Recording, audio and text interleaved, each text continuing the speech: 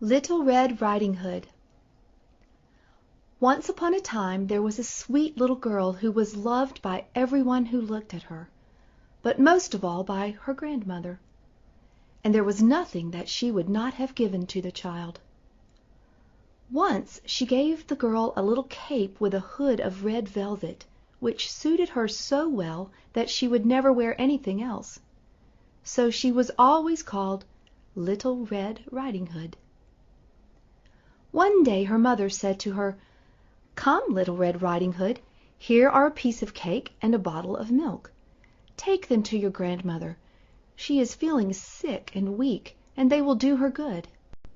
Set out on your walk before it gets hot, and when you are going, walk nicely and quietly, and do not run off the path, or you may fall and break the bottle, and then your grandmother will get nothing.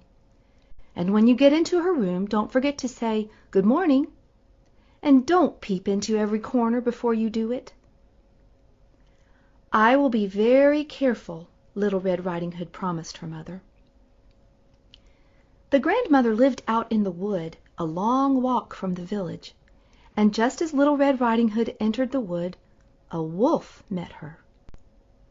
Little Red Riding Hood did not know what a wicked creature he was, and was not at all afraid of him. "Good morning, Little Red Riding Hood," said he. "Thank you kindly, Mr. Wolf." "Where are you walking so early this morning, Little Red Riding Hood?" he asked. "To my grandmother's," she answered. "And what have you got in your apron?" "Cake and milk.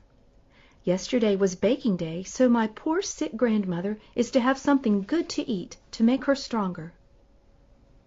"Where does your grandmother live, Little Red Riding Hood?" "A long walk farther on in the wood. Her house stands under the 3 large oak trees, and the nut trees are just below. You surely must know it," replied Little Red Riding Hood. The wolf thought to himself, "What a tender young creature! What a nice plump mouthful! She will taste even better than the old woman. I must be very crafty and sneaky so I can catch both." So he walked for a short time by the side of Little Red Riding Hood, and then he said, "See, Little Red Riding Hood, how pretty the flowers are. Why don't you look around? I believe, too, that you do not hear how sweetly the little birds are singing. You walk along gravely and seriously, as if you were going to school, while everything else out here in the wood is merry and happy." Little Red Riding Hood raised her eyes, and when she saw the sunbeams dancing here and there through the trees, and pretty flowers growing everywhere, she thought, "Suppose I take grandmother a fresh bouquet of flowers. That would please her very much. It is so early in the day that I shall still get to her house in good time." And so she ran from the path into the wood to look for flowers.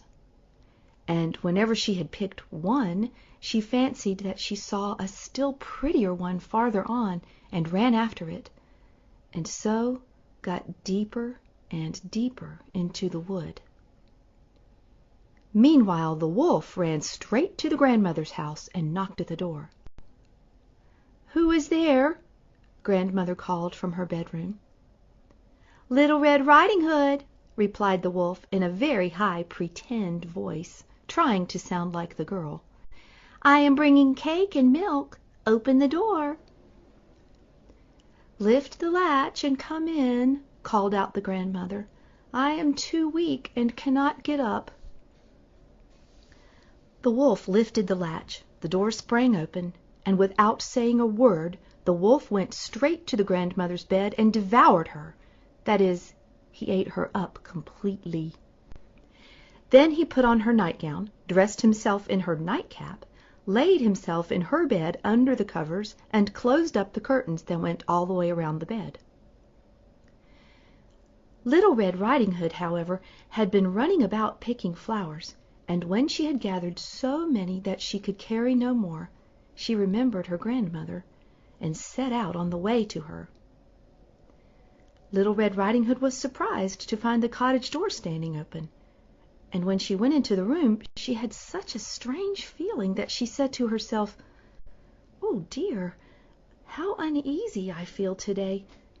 But on other days I like coming to see grandmother so much." Little Red Riding Hood called out, "Good morning," but she received no answer. So she went to the bed and pulled open the curtains. There she thought she saw her grandmother with her cap pulled far down over her face and looking very strange. "Oh, grandmother," she said, "what big ears you have!" "All the better to hear you with, my child," was the reply. "But, grandmother, what big eyes you have!" she said. "All the better to see you with, my dear."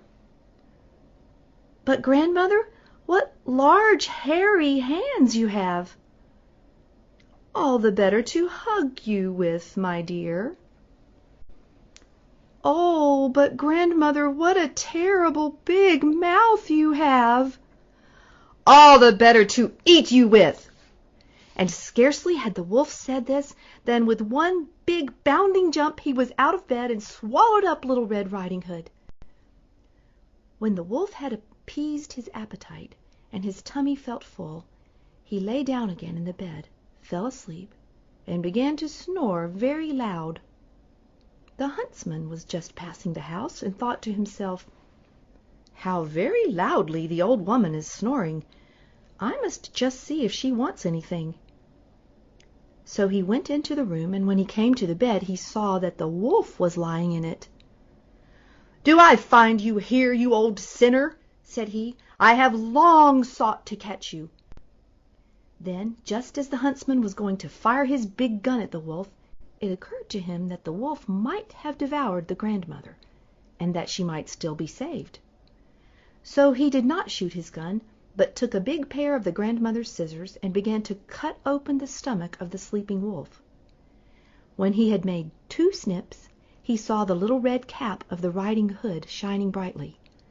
And then he made 2 snips more, and the little girl sprang out, saying, "Oh, how frightened I have been! How dark it was inside the wolf!" And after that the old grandmother came out alive also, but scarcely able to breathe. Little Red Riding Hood, however, quickly fetched great stones with which they filled the wolf's belly, and when he awoke he wanted to run away, but the stones were so heavy that he collapsed at once and fell down dead. Then all 3 were delighted. The huntsman pulled off the wolf's skin and went home with it. The grandmother ate the cake and drank the milk which Little Red Riding Hood had brought, and revived, and felt much stronger. But Little Red Riding Hood thought to herself, "As long as I live I will never by myself leave the path to run into the wood, when my mother has told me not to and forbidden me to do so." And because she followed her own very good advice, she lived happily ever after. This has been an Augusta State University audio text. All rights reserved. Copyright 2009. Thanks for listening.